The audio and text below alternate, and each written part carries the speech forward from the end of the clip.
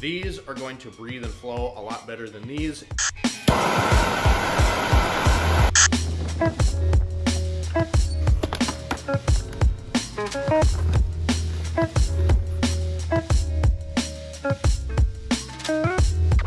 All right, so we got the Ford back in this second garage here. You know, we're working on the Shorty headers, and I told you I'd explain this space. We got a gasket there we're gonna talk about, so it's been going all right. Let's sit down and talk about this. So yeah, guys, we're gonna work on the headers on the F-150 today. So this is actually just a little storage garage that I didn't know was included in my shop rent. So I got this as well. As you guys know, I only have the one hoist, so I was trying to figure out, you know, when I was gonna do all this stuff. We got the intake manifold to put on and these headers. So why did we get Amazon Shorty headers? Well, I'll pick up the stock manifold for a second. All right, so right here I have a stock manifold off of the F-150, right? And what happens over time is either these manifolds crack, they're just cast, and you can see it's kind of a crappy log style manifold where each individual runner goes into the main part of the manifold here. But this one didn't crack. The studs that go through these holes and hold it to the cylinder head actually rusted away, and I had a pretty nasty exhaust leak. So I just couldn't take it anymore, you guys. It was making a ton of noise, and it sounded like the thing was gonna blow up if you got on the throttle. I had to cut the EGR pipe off of this side. This side was the driver's side, which actually is a lot more challenging than the passenger side because you got the steering shaft in the way, that EGR pipe, of course, and then also you have the oil dipstick, which is in the way. So we're replacing that with these headers from Amazon. Pretty decent quality. The welds look pretty good. You can see right there, we got nice thick flanges. We'll talk about a little bit of the trouble and headache that we've had with these, but for $120, I believe, I can't really complain. After all, this is just an old work truck. So these are going to breathe and flow a lot better than these, and we're gonna remedy that exhaust tick. So like I said, you guys, this is just kind of like a second little storage garage, really. It's kind of sort of insulated, and it's not too cold out yet, so I'll just give you a walk around, kind of show you the space. I cannot really been addicted to you. All of my attention I've been giving to you. Got you $5. Yeah, you need to go rob a bank or something. The people have missed you. Oh, really? I don't say I missed you all that much. That's flush right there, guys. I don't know. Gotta take this back, get the gasket ready.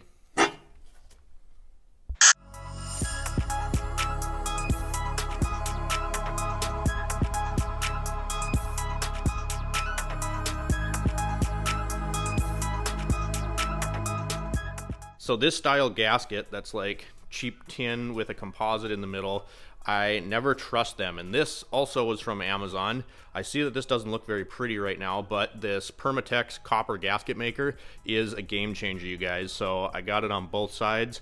Kind of tricky to do that without touching it. So we're just letting this tack up right now. Once it's a little bit tacky, we'll come over here, put it on the truck, and then we can move on to the other side once we get the header bolted down. All right, now we try to get in here and take this out without knocking you guys over.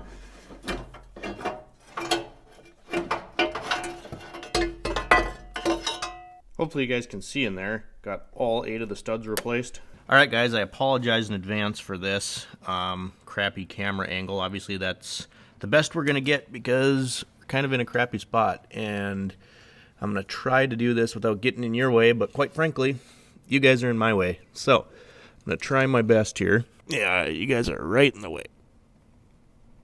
Okay. Okay, gaskets in. Fail. Come on. Stay.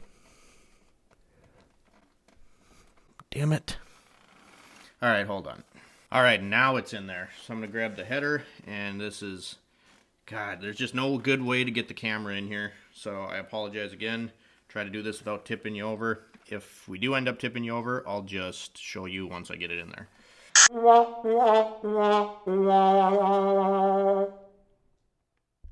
right, well, it's in there. You can see some of the squishy goodness from that copper gasket, and see that nut in there? It's not going to focus, but I worked with this old guy at the Toyota dealership, and he said, I've had fun before, and this ain't it. And, you know, little did I know he was talking about putting Shorty headers on an old 2-valve. You can see we got some clearance issue there. Yeah, I don't know. I got to tighten these up. Guys are in the way again. It's really hard to do this. The only spot I can set you guys is right where I want to put my other hand. This sucks. All right, so we've returned from lunch, got some mediocre frozen pizza in our belly. You can see we got this header is all torqued down, and some of these, about 4 of them, so half, were a complete pain in the butt to get to. But the whole reason that we did this, take you to the other side here, was because of that guy right there. Can you see where the exhaust stud is actually busted off on this side? This created a really, really nasty tick, and this is what we are going to try to remedy. On the flange here, where the collector meets the rest of the exhaust, the nut was completely rusted off of this end. So we're gonna cut through this here, cut through the bottom one there. Just gonna be a lot easier than trying to work from the bottom. So I'm gonna use the hacksaw, get that cut off. Then we're gonna work on attacking all of these nuts and studs. On the other side of the vehicle, none of them broke. We were able to get all of them out without any cutting or welding, really. So fingers crossed that this side goes just as well. So we got the hacksaw, and I apologize once again for the angle, you guys. Not really a good spot to put you. And I could take this out, I suppose, and move this harness out of the way. I'm going to do that quick.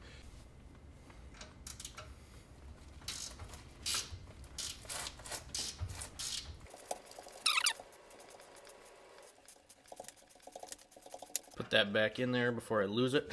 Didn't get much out of that, but maybe you can see what the hell I'm doing now. And I don't think there's any threads left in this hole.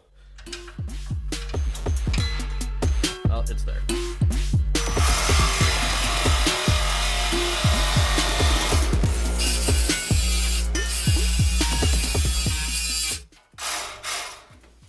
Is this cutting at all? This blade kind of sucks, and I think it's my last one. Nah, I could use the Dremel. Yep, I think that's what we're going to do. We're going to try to use the Dremel. So I know this guy with this Easy Lock disc will cut it. Problem is trying to finagle it in here. Well, we'll give it a try anyway.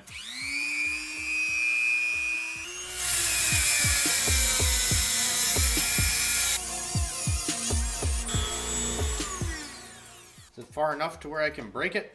Maybe not quite. Close.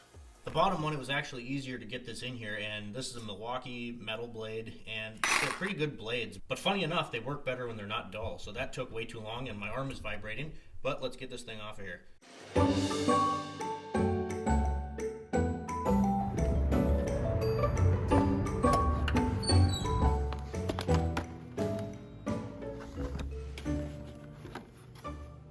You know, I was kind of under the impression that I did the hard side first, but this side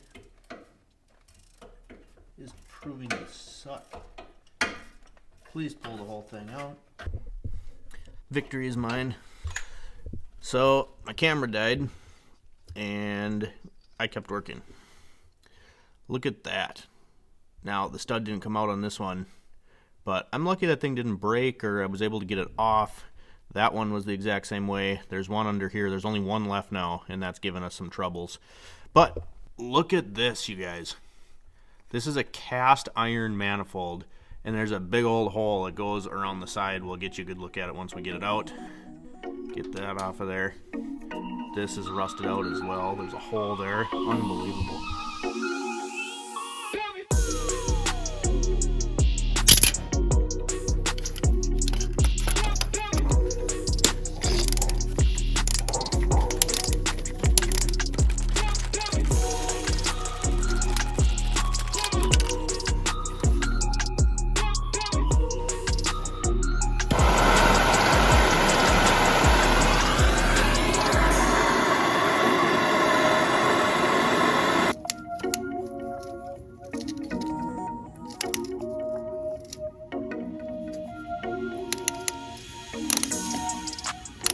You think you deserve this after you've been in my way all day?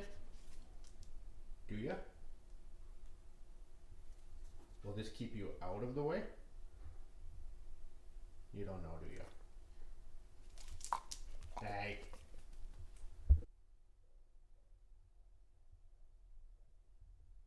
All right, guys, so far we have one side of the exhaust done. We got one header on. I got the pipe bolted back up to it. I did get new exhaust donuts that go between the collector and the pipe itself, and unfortunately they don't fit. They don't fit at all. And I kind of had a hell of a time finding these, but we just ended up using some Permatex copper gasket maker and hoping that that works. I mean, it was tight, and this is my truck, so I don't really care. So let's take a look at some of this stuff here, the stock manifold versus the Shorty headers. Then we're gonna get you some clips of getting this gasket ready to go. I will talk about that. I really don't like the gaskets that come with a lot of this stuff, the cheap ones, and I've been burnt on them a few times before. But first, let's take a look at this manifold. So this is the stock manifold off the passenger side. You can see the daylight coming through there, and I don't know what this weighs. I'm guessing 15-20 pounds maybe. The point is, this is really thick cast iron, and look at that.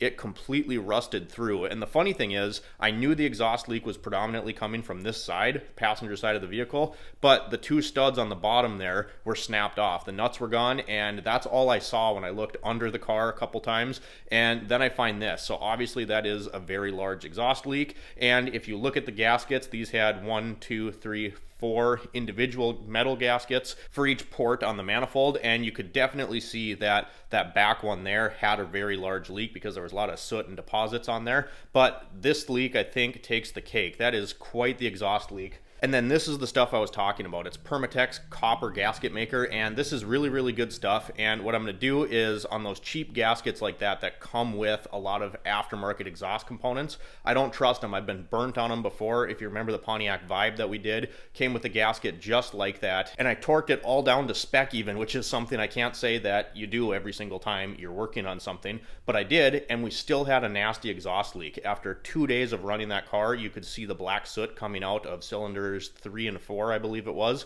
So we ended up putting a thin layer of this on both sides of that gasket, and that solved that issue. This is really good stuff if you don't have the OEM gaskets, right? And a lot of dirt track racers swear by this stuff. They will completely take the gasket out, put this on, let it tack up, and then just put the header straight to the cylinder head with this and no other gasket at all. I did end up going and getting a second one of the stud kits from Dorman because there were only 10 per side, and I just wanted to take a closer look at some of these studs. I know I shot some footage of down in there, and it's really hard to get a good camera angle when I'm wedged and crammed up in there. It's hard enough to work, and it's even harder when I got the camera in the way and I'm tipping it over and pushing buttons, and it's just really hard to do.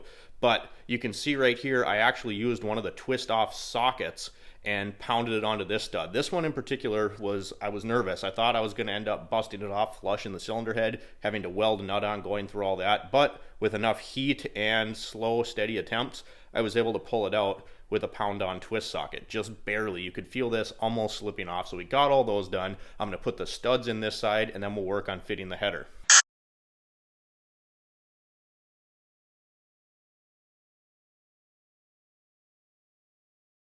All right, you guys, so sometimes these things don't go as initially anticipated. So I thought I did the hard side first by attacking the driver's side, and turns out that was not really the case. On the passenger side here, with the starter in there and just the way that the frame and the block is designed, it's actually giving me more issues than the driver's side was. So right now the header is actually pinched between the block and the frame, and I can wiggle it, but I can't get it past the studs to get it back out. So I have an idea, and instead of putting off this video for another week while I try to finish this, I'm gonna go get some supplies and tools, including a bottle jack. I'm gonna show you the shenanigans that are gonna go on to get this last one in there. I have an idea, so hopefully it'll work. And then I still have to do things like route the dipstick tube and stuff like that. So once we get all that done, I'm gonna make a part 2 to this video. So when we do that, we're gonna get all this piddly stuff done, get this buttoned up and out of the way, and give you a video of this thing started up. So I thank you guys for watching and for your patience with this video. If you like the content, drop me a comment down below, like and subscribe if you have not already. And as always, we'll see you next time. Goodbye.